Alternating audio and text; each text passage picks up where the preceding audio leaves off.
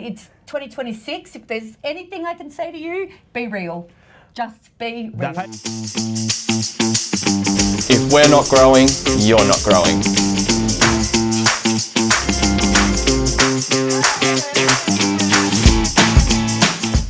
Hey guys, welcome to another podcast. Nathan Rigney here, the Profit Generator, and today we are joined with photographer, marketer, a beautiful woman, Sophie B from Sophie B Photography.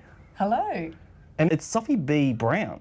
It is Sophie B Brown, but it's not really Sophie B Brown. Try and figure out my middle name. Bianca. No, it's not a B, it's an R. Oh, it's an R. Rocchetta. It sounds very Italian. Sofia Rocchetta. Because you've got an Italian background, don't you? I do have an Italian background. Am I talking to you? No, look, you know what? Just do whatever you like. Yeah, no, I'm still working this thing out. Maybe you could help me. Yeah, okay, so Soph. Well, but hey, so photography, and the reason I got you on here is because I've been talking about foundations, just on a marketing sense. I know that you specialise in photography, and for a lot of business owners, they would think that photography and the art of that wouldn't even come into marketing, probably. They wouldn't think straight up. Yep.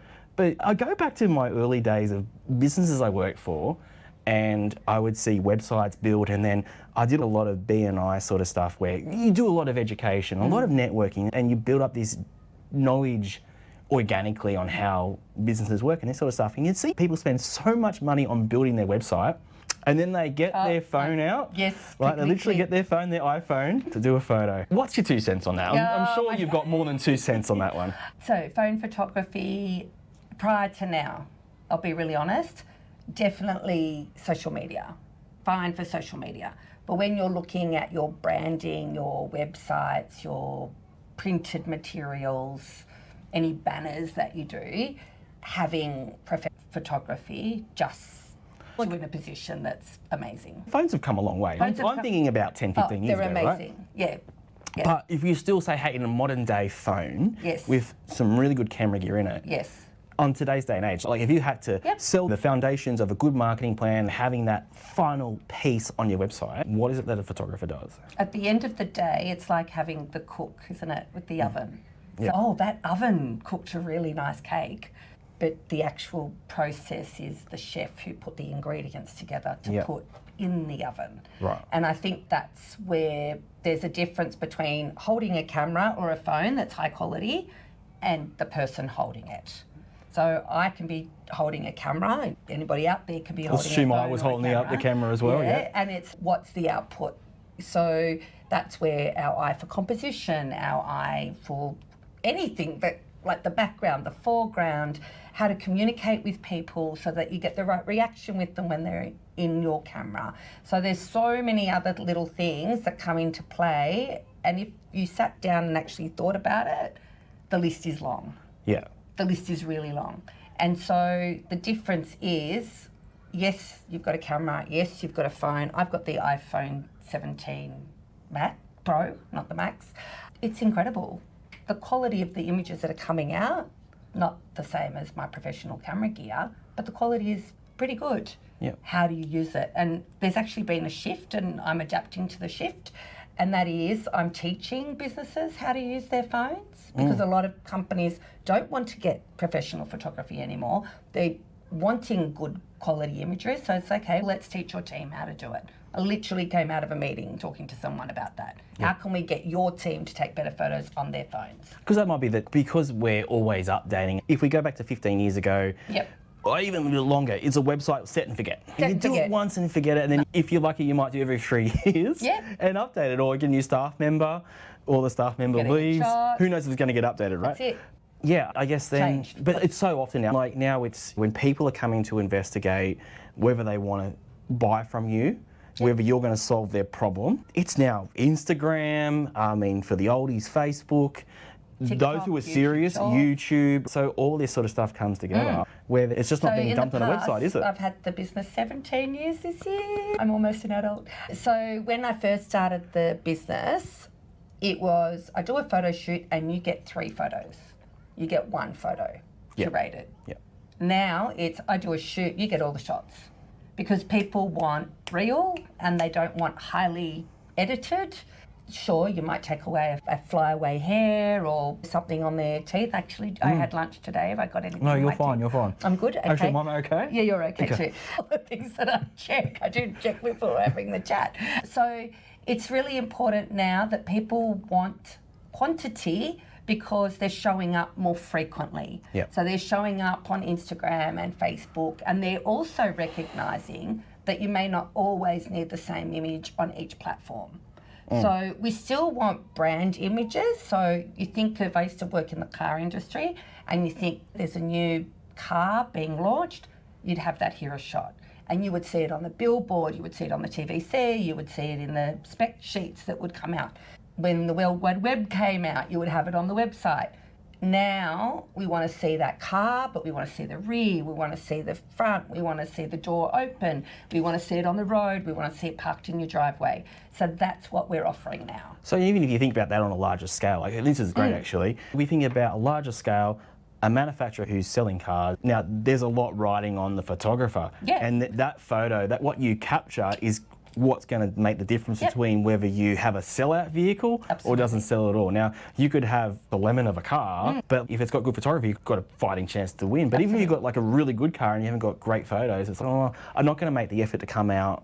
Especially and depending on see where you sit whether in I'm the gonna buy market. it. If you're a prestigious brand, you need proper photography. You need it. Yeah.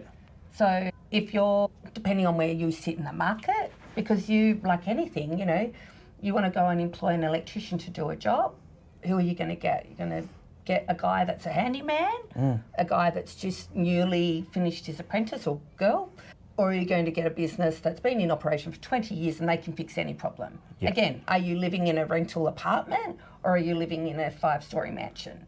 Different needs, different places. The same with your photography. Absolutely. I use my phone all the time. There's no question I use my phone.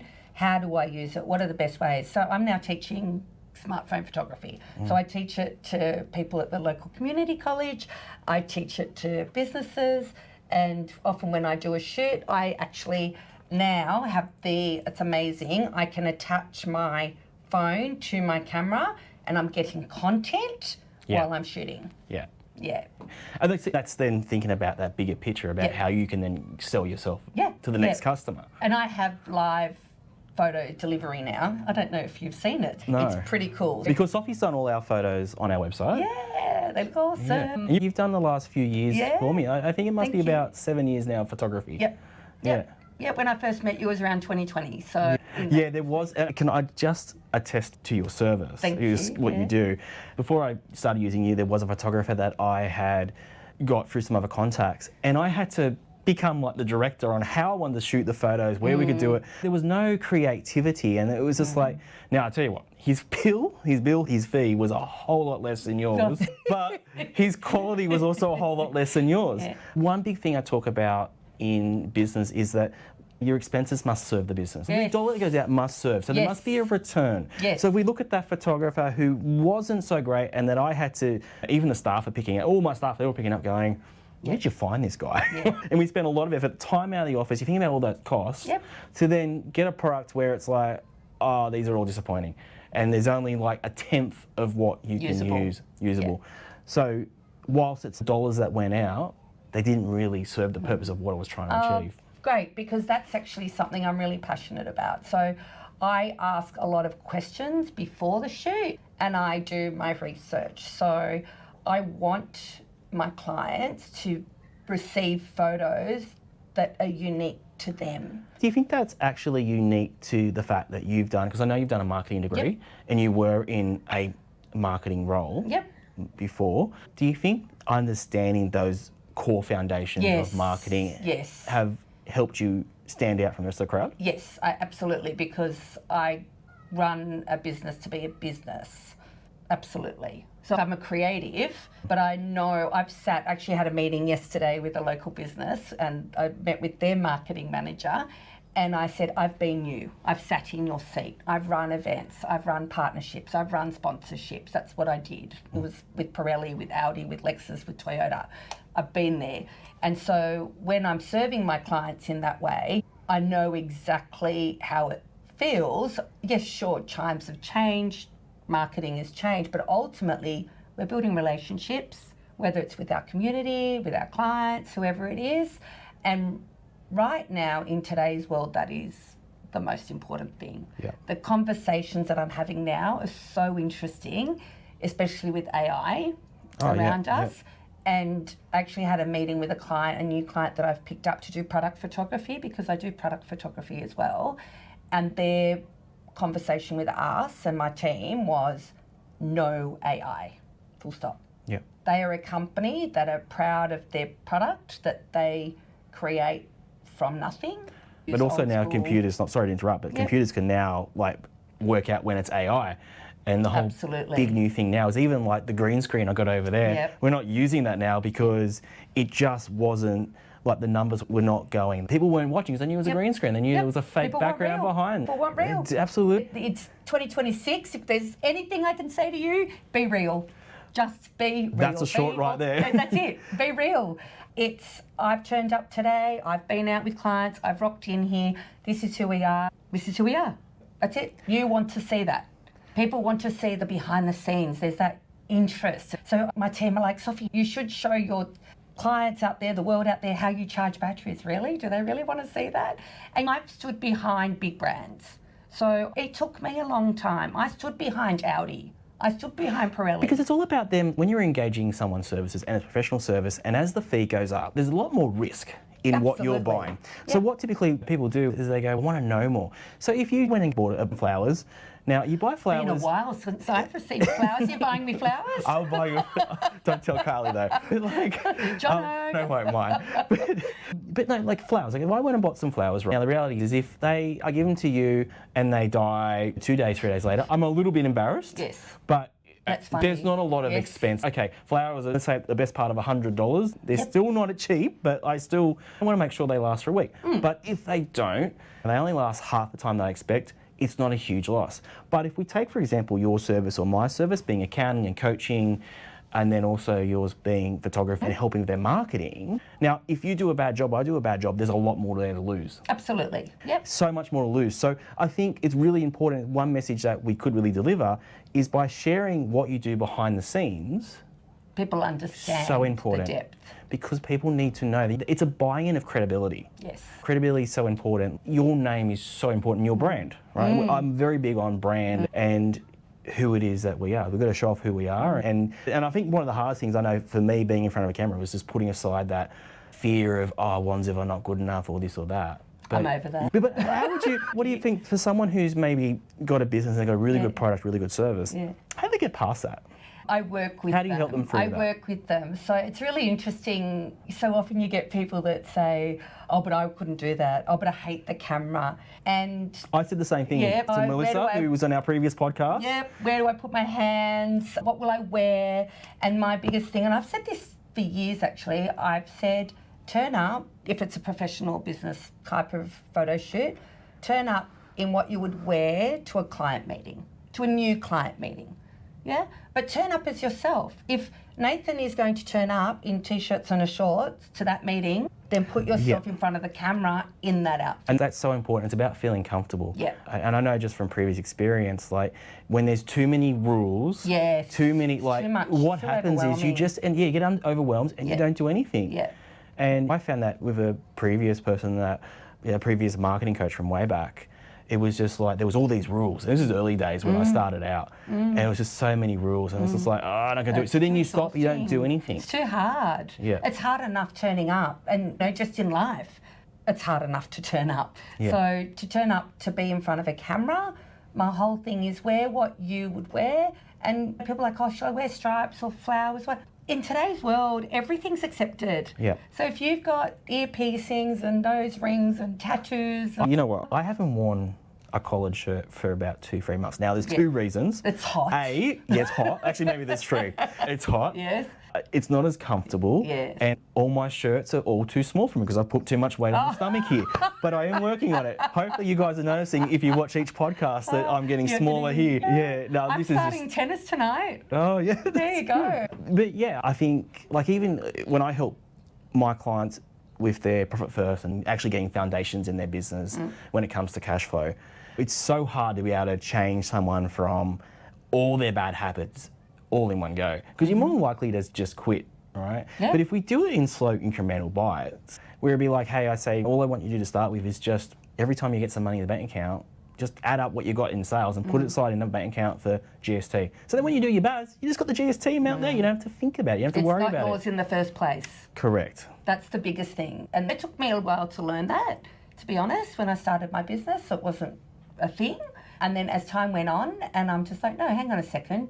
When I hit that point, because I was running my business quite small for a very long time, and then I became able to do GST, and you said, oh, then I have to pay GST, but then that means that you're growing as well. Yep. And it was absolutely that. The mindset was that for every sale that came in, that actually doesn't belong to me in the first place, so just remove it from the bank account. And I've done that since day dot. Yeah, and if you do that, so technically what should happen when a quarter ends, so let's say, for example, the December quarter just finished, the 2nd of January, assuming you've done all your accounting in year zero, right, because zero is the only product that I do. I use zero too. You're good. But like you should be able to, if it's all your accounting's done, Yes. you should be able to lodge your BAS essentially the 1st or 2nd of January. Most likely the 2nd, because you still need that bank feed to come through and maybe a few other bits and pieces of paperwork. But effectively within hopefully the first 10 days after the quarter ending, you should be able to lodge it. Now if you can't, There's I mean, you can why. always lodge it, right? That's the question. But when I say lodging, I'm talking about paying. So you should be able to pay that cash. Now, if you're not, it means that you're using cash that's not yours and you're always running behind. And the biggest problem with that is that you gradually, that period from when you can afford to pay your BAS gets further and further out to the point where now I need to go to the ATO, ask for a payment arrangement, all right? And then it stems on from there to a very ugly picture. And that's not what you went into business for. You did it to be in a better place, because otherwise you would just be an employee. Yes, yeah. And as a small business, which I am, sometimes you think, oh, should I just go and get a job? But I think I'm too stubborn. Yeah. And there's something... I know about that because I don't think I could go back. It's been a long time now. It's been a long time. 12 years for but I me, also think almost 12 years it's a long time. This July. And then you have certain flexibilities that come with having your own business, but then it's responsibility. And I've even been talking to my kids this year because I'm in a position like I want to grow my business, and I feel like I'm 54 and I still feel like I'm just starting. Like I have so much that I want to do. There's so much that's just going around in this little head. And I want to make it happen and I want to make it work. And even last night I decided, I didn't decide last night, but I actioned it last night. Instead of waiting till all your ducks are in a row with an idea, I'm like, no, you know what? I'm going to bring back my local business thing. So I haven't actually spoken to you about this. It's a great time for a plug, by the way. Yeah, but after Great segue. after I did Sutherland Shire Open for Business back in COVID time. So for those who don't know what that is, you've got to explain. Yeah, what so it is. during COVID, I was sitting there at home like we all were. I had a Zoom with my high school girlfriends, and I got off the phone and I went, oh, we can't go anywhere. But I figured out a way. If I go out and photograph businesses and help them, then I can get out and I can promote them. So I ended up doing Sutherland Shire Open for Business. I photographed 100 businesses for free initially. They got 3 photos, as I was saying earlier, because that's all you needed kind of thing, and 3 social media posts. I then went on over time to start charging, and I photographed 250 businesses in 3 years. But that came from a place of contribution. Absolutely. And then it just gave back, and that's just gave back. And that's how the world works, that's right? how I work. Yeah. Someone actually came up to me recently at a job. I was doing the Inside dash yep. for SSMRF, the St Yep. George Sutherland Medical Research Foundation, and this lady, one of the sponsors from Bendigo Bank, came over and she said, "You care?" And I went, "Oh," and she said, "I've been watching you, and you really care." And I said, "Yeah, I do." I said, "Thank you." I said, "Because that's something I'm really recognising. I care." And that's what it comes down to. So at the moment, I'm feeling that there's a need in the community, not just in the Sutherland Shire, beyond, because I'm travelling a lot now. I'm in Melbourne, Northern Territory, Queensland, I'm going to Perth, like I'm travelling to Italy. I'm actually like, you know what? I'm going to take this. So as of yesterday, it's out there. Local faces, local stories. Cool. Yeah.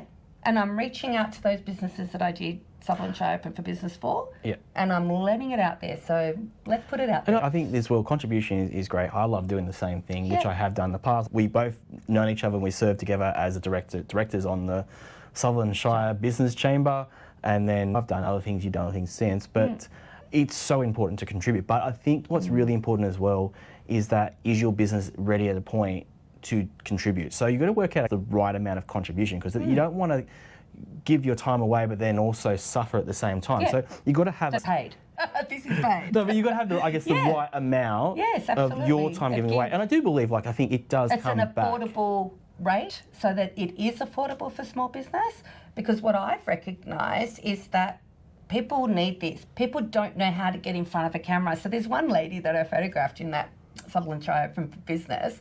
She honestly had never put her face. She had come from corporate. She was starting her own business. She was actually in her 60s and she'd never done it. You cannot get her off the camera now. She's in front of that video camera every single day, and sometimes multiple times a day. She's not Italian, is she? No. No. Wow. Australian, Sutherland Shire based, and honestly, she's brilliant. And every time I see a video in my feed, I go, girlfriend, I remember standing there with you and helping you do it. And I actually did a course last week called Confidence on Camera, which was brilliant.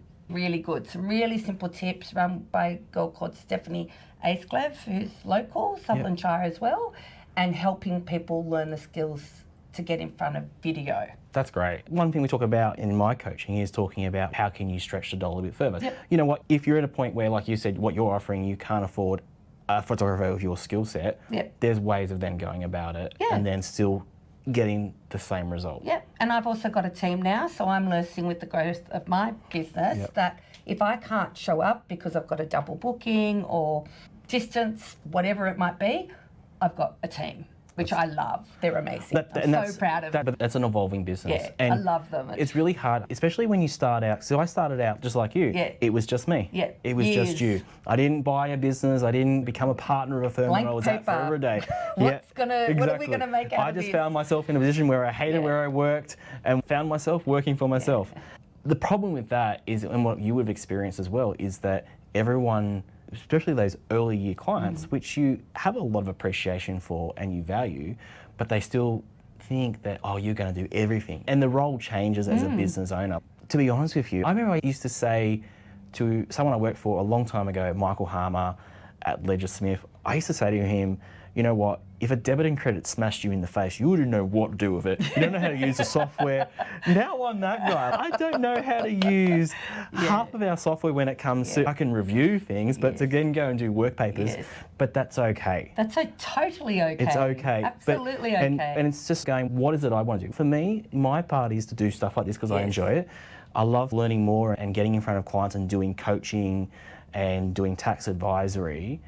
But you've got to do what you love, and that is, I don't want to sit there doing individual tax returns. I don't want to, look, as much as I do love punching out a set of financial statements, I've got too many other things going on to be able to get it done. Do you know what I did recently for a client is I managed their digital library. So many people now in today's world, they've got photos here, photos there, on this drive, on that computer, on this phone, on this old hard drive. They don't know what's what, when's what. And then if their business sustains the duration of time and they might celebrate 10 years, 15 years, 20 years, all of a sudden they're like, hang on, wouldn't it be good to do a look back? Let's get some historical photos. I went in and I absolutely loved every minute, and I actually brought all those images together, and using the software that I know how to use, actually managed to put it all in chronological order, added metadata, so now all they have to do is Nathan 2010 office and bang, up pops a photo. So exciting. Now, see, like, you could go, well, I'm going to talk about the zone of incompetence, right? This links in. But the zone of incompetence could be that, hey, they went and done that themselves and spent how much time and then never get it done. Never get it done. But then pay someone for you to do it, like you to do it. It gets done a whole lot quicker. They can go and do something else. They're going to make more money. Doing that. So zone of incompetence. I honestly, they rang me up one day. I was an existing client. They said, Sophie, can you do this? I'd mentioned it. Hey, do you think we could do this? I went in, I had my own desk, and that's all I did. I did nothing else, and I loved it. It just, I had spreadsheets happening. I had metadata happening, and I was just a happy little camper. Well, Sophie B, thank you so much. My pleasure. It was so good. And look, I got to say, poor Mel I had on our last podcast. I threw a 1, and, I've been. You're going to throw me one. I was just going to say. Can I mention going to say how easy you got off because she threw her in the deep end. Can I add something in? You can. I was going to tell you about my super duper tech that I'm using. Oh, tell me about your super duper deck. Okay, so I can now, if I photograph an event, you can scan a QR code and take a selfie while I shoot. You then get photos direct to your phone. How good's that? So I could just post live everything you're doing. Correct. Beautiful. Branded and all. Wow. Is many photographers doing this stuff? There's a couple out there because it's expensive software. Yeah. But it is brilliant. So I'm using it at big conferences like ICC, multi-day conferences now. So you have a media wall, you come in. So there must be a lot of value in that for the marketing team. Well, you think about, because we're talking about business, yeah? Yeah. People are out and about at conferences, at networking events and all that sort of thing, and the marketing department wants it now. There's no delay. There's no delay. They want it live for live. now. So you're there, you're at, say, the Zero conference, I take your photo, branded, Zero Conference 2025, hashtag we are great, whatever. You get that on your phone, download it, flick it to the marketing agency, or as often it is, people post it themselves. And I love it. I sit there going, oh, look at that. Do they want to get an automatic tag on your page? No, it's not about me. Shame, not a fee. No, it's not about me. I like the shameless plug. No, it's about the client. It's about them being able to promote themselves at their event at that time. Yeah, it's not about me. That's so good. Yeah. All right. You know what? We've had a great time chatting Talk today. for hours. Thank you. What were we going to say? No, hang on. You're going to say something about. I was going to say, Mel. poor Mel. I threw her through the deep end. I just wanted to say that you have been let off scot-free here today. You've no hard questions. Ask me one. Wow. Jeez. Well, mate, now you're throwing it back at me. I'm throwing it. Tell me, you're very open about your personal life. Yes, I am. How's the rest of the family about that? Oh, how is that? Have you? Yeah, good question. Okay, so I've made a very conscious decision to be open about who I am, but as you would probably know, so I'm married. I've got a beautiful husband, Jonathan, who has dementia, and I've spoken openly about dementia in the past. We haven't spoken about it today. And I have 3 beautiful daughters who are all at university. So I've always, and this is actually a really interesting question. So from the day I started my business, I never used my own children or my own family to promote my business. So most people wouldn't know that I have 3 daughters. And if they did know, they probably don't know what they look like or what their names are. You could be a woman with a cat at home by yourself. I have a dog. So yes, I'm very personal about who I am and what I do, but I'm very conscious about their privacy. And the reason I asked that question and thinking about your other family members is because now the way we do stuff is it's just not about, oh, I'm a photographer or I'm an accountant, I'm a business coach, a business optimizer. It's I want to know, like I said before, it's that buying into that brand. Oh, you're a family dad, you're a family guy, you're a dad. Oh, you've got real life problems. Yeah, and it's about stepping out, stepping out from behind the brand. So I used to stand behind 4 Rings, I used to stand behind the Pirelli label, whatever it was. It's like when you're at an expo and you've got the visitor stand and you come out in front and you talk to the person. Yeah. That's how I look at it. And I think people want to know and trust you, and I really genuinely like people. I genuinely love people, and I feel that if people know who I am, then they're more likely to want to work with me because I am who I am. This is it. But you do see that, I guess, you think that, oh, that's probably just more on the smaller businesses, that it's more about that personal owner. But even if you look at someone like on the larger side, Richard Branson, you know so much about that guy. He shared so much about his life and what he's done. Even locally around here, like someone like Madeline Tynan, or I've forgotten her name, she's the CEO of Dalton House. Oh, yes. Anna. Anna. Yep. It just shows they're showing I'm part of that brand, I represent that brand, and you get to know a lot about them as a person. Absolutely, and that's where I now support Dementia Australia with Jonathan's diagnosis. We're out there doing stuff in the media as well, and I'm super proud of that because that's a conversation that needs to be had. So maybe we have a dementia conversation another day about finances and things. Absolutely. Because that's changed our world. Yeah, absolutely. I'll tell you what, I'm glad that you continue going. I was going to wind you up about 5 minutes ago, but I'm glad because we've got some really good content there at the end. I think there's some winning bits of information here in today's podcast that business owners can take away, they can really put in their business. And it might be just even getting past what is in your head to actually get a really good person like yourself in your business, or it could be any other service, to extend yourself and go, well, actually, I'm going to have the bravery to go, I'm going to put that product. I'm going to put myself service, out there. Yeah. Allow the opportunity for people to get to know you. Absolutely. And that's okay. Thank you, Sophie B. My pleasure. I love your work. Nathan R. Keep being yourself. I will. I've got no choice. This is who I am. No, don't Yeah. you just be you. Don't fake it. I hate the saying, fake it till you make it. Yeah, I can't. And you know what? Never been If me. people don't like who you are, right, I'm going to say straight down the camera, tell them to fuck off. I wouldn't Serious. say that, but Maybe yes. just politely tell them to fly a kite. Yeah. Yeah. No, I think the reality is that, and this is actually, can I say something else? Yeah, You want please. me to finish? When we talk about having different services, so there are different photographers, there are different accountants, there are different mechanics. Not everyone's for everybody, and that is okay. And I think that's something as a photographer, as a business owner, you get to a certain point where you go, that's okay if they didn't choose me. And it's also okay. I have clients who use multiple photographers. So I get used for, say, event photography, but they might have someone do their product photography. That's okay. But this is where a lot of people, whether they're representing a business, an organisation, go wrong. They're trying to make everyone happy. You just can't. You can't make, and you've got to get comfortable with the idea of that, maybe not having enemies, but maybe if you're a politician, that is the case. But not everyone is going to be your cup of tea.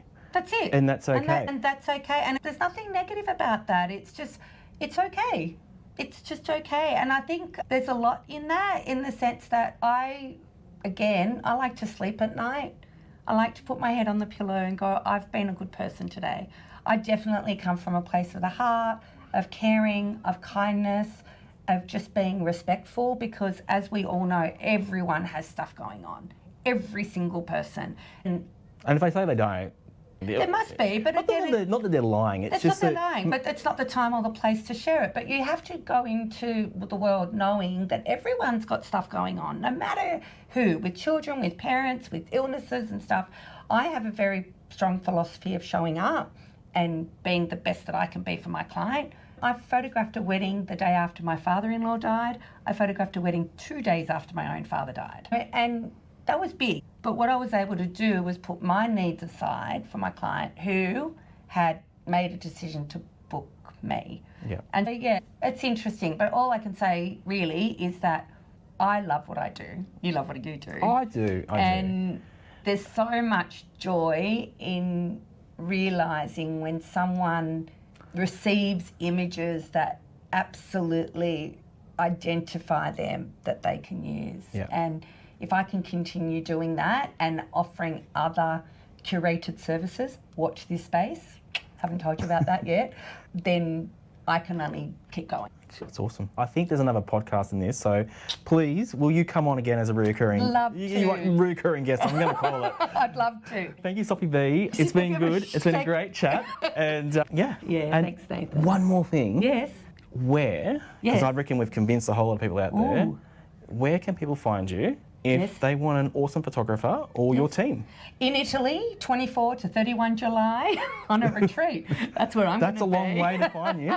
I'm so but excited. any excuse to go away on locally, holiday. I'm based in Sydney. I'm based in the Sutherland Shire. SophieB.com.au. So SOPHIE, the letter B.com.au.